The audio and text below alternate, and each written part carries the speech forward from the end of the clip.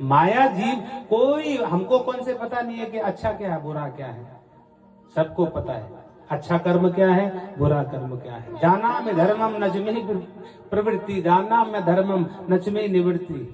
दुर्योधन से भगवान ने, कृष्ण ने कहा था जब पांडवों की ओर से संधि प्रस्ताव लेकर के गए थे, भगवान ने कहा 5 पांडवों को 5 गांव दे दो। बोले नहीं नहीं, मैं तो सुई की नोक के बराबर भी नहीं दे सकता।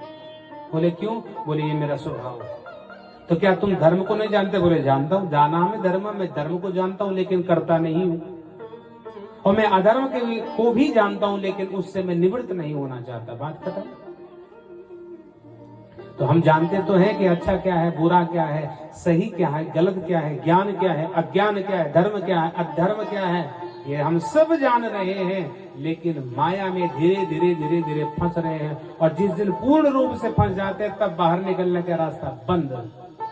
जैसे मकड़ी जाला बनाती है, धीरे धीरे धीरे धीरे धीरे बनाते, और उस जाले के अंदर अपने आप ही बंद हो जाती है, और जब पूर्ण रूप से बंद हो जाती है फिर बाहर आने का रास्ता नहीं मिलता। तो माया में जीव धीरे धीरे फंसता है। अब एक सन्यासी थे, बड़े श्रेष्ठ कर्मनिष्ठ तपस्वी, बोले भक्त वत्सल भगवान की जय। और वो कर्मनिष्ठ सन्यासी थे तो बड़े भगवान के परम भक्त, भगवान शंकर की उपासना करने वाले। और वो सन्यासी एक शिवालय में भगवान शंकर की आराधना में तल्लीन रहते थे। तल्लीन रहते थे तो भगवान उन सन्यासी को गीता पढ़ने का बड़ा शौक था। भागवत, श्रीमद् भागवत गीता का पाठ किया करते थे। कुछ दिन यात्रा पर वो सन्यासी चले गए तो घर में ताला लगा दिया।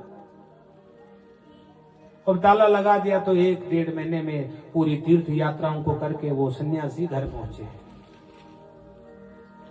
और घर पे जब आए तो ताला खोला तो इधर उधर चूहों ने सब गड़बड़ कर दिया। साफ सफाई इत्यादि की तो अपना सायंकाल में पुस्तक लेना चाहते थे, पाठ करना चाहते थे कि चलो भाई सायंकाल में थोड़ा गीता जी का पाठ कर लूं। गीता का पाठ करने के लिए जैसे सन्यासी तैयार हो रहे थे, पुस्तक देखी तो चूहों ने उस पुस्तक को पूरा कुतर दिया, पूरा फाड़ दिया, छिन्न भिन्न कर दिया। अब बाबा जो सन्यासी थे बड़े परेशान हो गए, और परेशान हो गए कि भाई आप पुस्तक दूसरी कहां से मंगाऊं, कहां से लाऊं। और जब ऐसा विचार करने लगा तो सन्यासी ने सोचा क्या करूं, क्या उपाय करूं। तो वहां प्रातःकालिक सज्जन आए और उन सज्जन ने कहा बाबा जी क्यों परेशान हो, क्या दिक्कत है। तो बाबा जी ने कहा परेशानी हो कि मेरी एक पुस्तक थी गीता की, अब वो चूहों ने कुतर दी। चूहे यहाँ बहुत आ रहे हैं, यहाँ बहुत नुकसान कर रहे हैं। तो उस सज्जन व्यक्ति ने कहा बस इतनी सी बात है। अरे चूहे अगर पुस्तक को कुतर रहे हैं तो चूहे बिल्ली से डरते हैं, बिल्ली ले आओ, चूहे सारे भाग जाएंगे। अब हुआ, बाबा जी ने कहा बात तो सही है, और बाबा जी एक बिल्ली ले आए। बिल्ली लाए तो बिल्ली के भय से सारे चूहे एकदम सब भय के मारे भाग गए। समय बीतने लगा, 2-3 दिन हुए तो बिल्ली भी म्याऊं म्याऊं करने लगी। अब बाबा जी को क्या पता चले कि बिल्ली क्यों रो रही है। मंदिर में एक सज्जन व्यक्ति आए, उनसे पूछा ये बिल्ली 3 दिन से बहुत रो रही है। बोले दूध के लिए रो रही होगी, बाकी बिल्ली का रोने का कारण ही क्या है। बोले अच्छा हाँ, तो इसके लिए दूध की व्यवस्था करो। अब दूध कहाँ से मंगाए। बोले गांव से मंगाओ। तो गांव वालों ने कुछ दिन, 1 महीना 2 महीना 3 महीना तो बिल्ली के लिए दूध दिया। उसके बाद लोगों ने भी कहा कब तक बिल्ली के लिए दूध देते रहे, अपने लिए ही पूरा नहीं होता, हम तुमको भी देते रहे।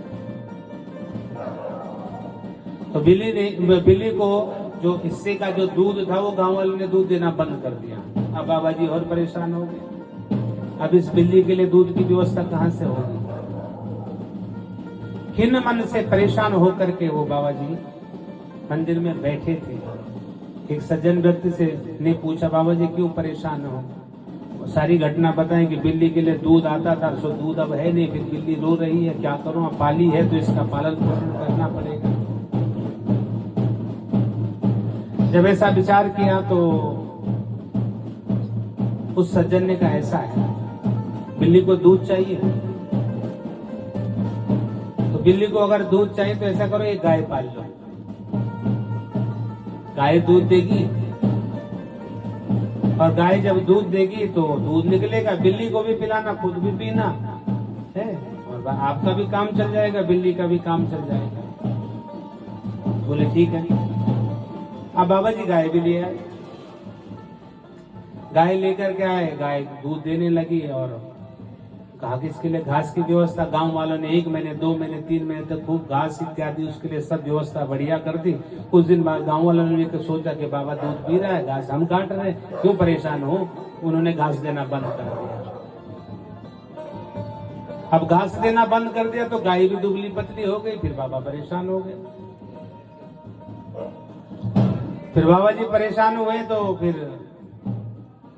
व्यक्ति आए, उन्होंने पूछा, बाबा जी क्यों परेशान हो?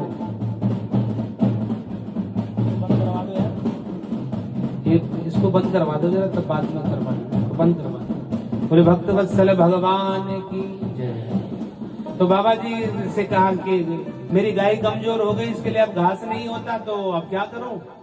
बोले बस इतनी सी बात है। अरे हम आपको सलाह देते हैं फ्री की, वो भी फ्री की। बोले अच्छा फ्री की? हाँ हाँ फ्री की सलाह ले लो। तो बोले क्या सलाह है आपकी? बोले सलाह है, ऐसा है बाबा जी, शादी कर लो, धर्म पत्नी आएगी, फिर क्या होगा, गाय के लिए घास भी काटेगी, आपके लिए भोजन भी बनाएगी, आपकी सेवा भी करेगी, गाय भी मस्त हो जाएगी, दूध भी निकलेगा, चकाचक सब बढ़िया हो जाएगा, एकदम आनंद हो जाएगा। बाबा जी ने कहा हाँ बिल्कुल ठीक बोलते हैं। अब बाबा जी ने, जो सन्यासी थे, धर्मनिष्ठ कर्मनिष्ठ होकर के सन्यासी बने थे, गृहस्थ में पड़ गए, शादी कर ली, बैंड बाजा बाबा का बज गया। अब शादी भी बाबा जी की हो गई। अब जब शादी हुई तो 1 2 3 4 बाबा के 5 6 बच्चे भी हो गए। और जब बच्चे हो गए तो एक इधर से बाबा जी की धोती खींचे, एक इधर से लंगोट खींचे, एक इधर से कुर्ता खींचे, एक बाबा के बाल नोचे, एक हाथ खींचे, एक पत्थर मारे, एक जूता फेंके। बाबा परेशान हो गए। जब परेशान हो गए तो भगवान शंकर के मंदिर में जाकर के ध्यान लगाया कि ये हो क्या रहा है। तब ध्यान गया गीता की पुस्तक पर, उसको उठाया और उठा करके जमीन पर पटक करके बोलने लगे, गीता अगर तू नहीं होती तो इतनी बड़ी गीता नहीं होती। तो एक गीता की पुस्तक को बचाने के चक्कर में बाबा ने अपना पूरा जीवन बदल दिया, समाप्त कर लिया। तो माया में जीव पड़ता नहीं है, माया घेरती है, जबरदस्ती जोड़ती है, माया घेरती है, माया में पड़ता कोई नहीं है। कौन चाहता माया, कौन चाहता हम गड्ढे में कूदे, लेकिन नहीं, अंधेरा हो तो सुख पता नहीं चलेगा कब गिर गए। गाड़ी चलाते हुए कोई ऐसा थोड़ी सोचता कि मैं गिर जाऊं, लेकिन जब गिरते हैं तब पता ही नहीं चलता कि कब गिर गए। तो माया में जीव पड़ता नहीं है, माया घेरती है। और भरत जी महाराज पुला ऋषि के आश्रम पर जो भजन कर रहे थे, मृग शावक में पढ़ करके सब भूल गए कि मैं अपने परिवार को, बच्चों को, राज्य सुख ऐश्वर्य संपत्ति को छोड़ करके यहाँ भजन करने आया हूं। भूल गए भजन करना, भजन करना भूल गए